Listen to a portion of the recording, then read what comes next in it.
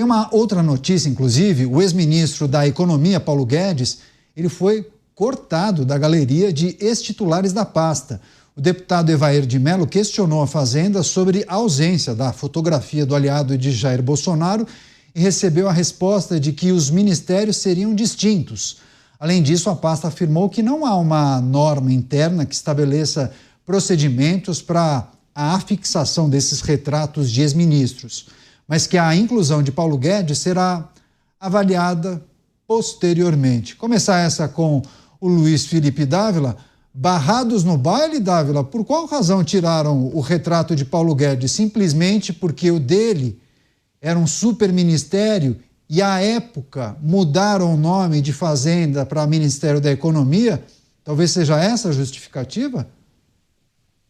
Justificativa histórica, Canhato. Eles aprenderam com Joseph Stalin, o ditador soviético, que tinha esta mania de apagar pessoas da fotografia para apagar a história. A história não é de acordo com os fatos, é de acordo com a narrativa ideológica do partido. É isso que estão tentando fazer. Apagar Paulo Guedes para esconder o passado.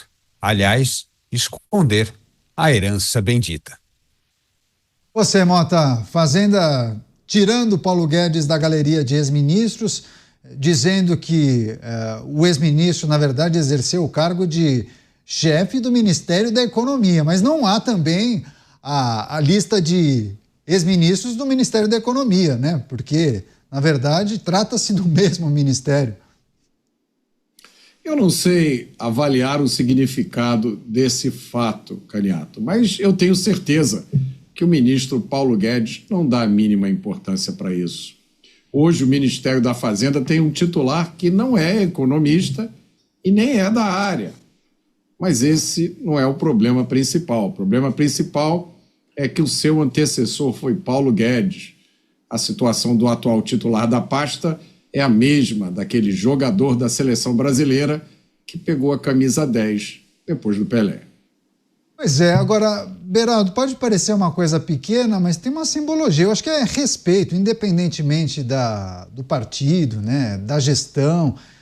É preciso respeitar quem sentou naquela cadeira, quem comandou aquela pasta. Eu acho que é preciso ter uma preocupação. E não se trata do novo ministro, que talvez tenha algum tipo de rusga com o ministro anterior.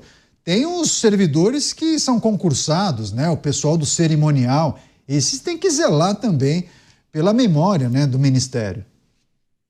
Peneto, esse tipo de atitude revela a mediocridade, a mesquinhez de um governo, das pessoas que estão ali e se preocupam com esse tipo de detalhe, porque na cabeça delas essa é uma forma de apagar o passado e, como o Mota falou, apagar a referência, a comparação que pode existir entre dois ministros da Fazenda.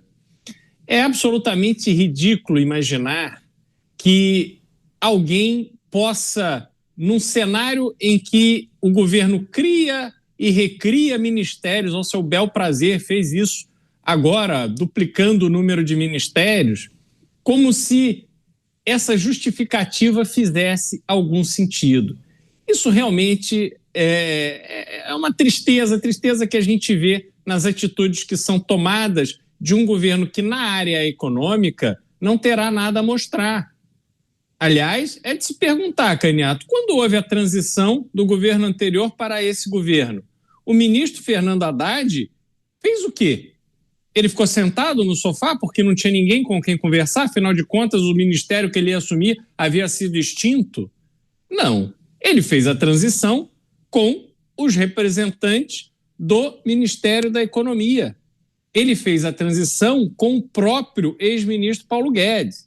Então, não querer reconhecer esse tipo de coisa fala muito mais sobre os atuais ocupantes daquela cadeira do que sobre Paulo Guedes. Pois é, muitos escreveram aqui, inclusive, viu, Dávila? Querem o quê? Reescrever a história? Porque há um movimento, inclusive, deste governo de apagar alguns episódios, né? Enaltecer outros, enfim. 30 segundos, Dávila. Isso é o clássico. pensamento de esquerda, apagar a história, reescrever a história sobre a luz da ideologia, não sobre a luz dos fatos. E esta história é para emburrecer, não para esclarecer, não para criar pensamento crítico. Porque se você cria pensamento crítico, Caniato, isso é uma arma perigosa, porque você passa a questionar as coisas. E ao questionar, o despertar da consciência é tudo o que regimes autoritários e regimes ideológicos não gostam.